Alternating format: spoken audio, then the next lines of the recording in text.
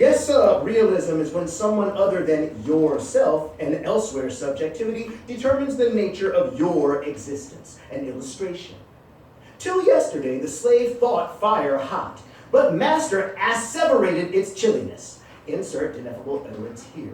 Master then went on to demand the slave put a hand in to prove master correct.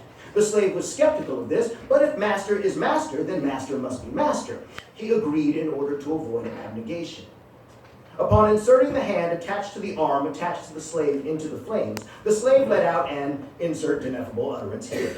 Never had he felt such a hot chill, and he was a smithy, tasked with keeping the master's horses shod. He had been, it seems, frozen singeingly more than once while working the bellows.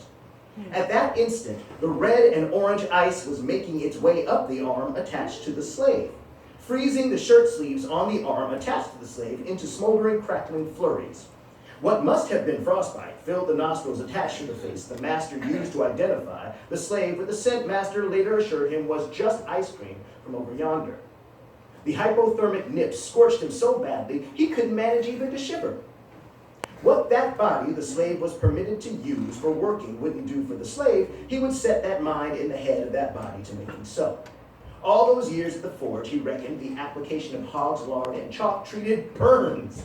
Fool! He should have sought curatives from chills. Master was master, and certain fire was cold. It was clear to the slave that he had only to do the opposite of what he had done all those years prior, and he would be relieved. But without permission to secure tallow or limestone's antonymous substances, nor knowledge of what they might be, the slave had to make a way of none. The slave recalled that he had recoiled from flame because he thought it had burned him. He came to recognize right then and there that if flames were actually frigid, he ought not have withdrawn his hand. Being hot, of course, is cured by cold. He thrust the hand attached to the end of the arm attached to him back into the fire. Maybe at once the pain ceased. Even master stood agape, amazed at how quickly master's instruction took. Voracious as the slave was for this new learning,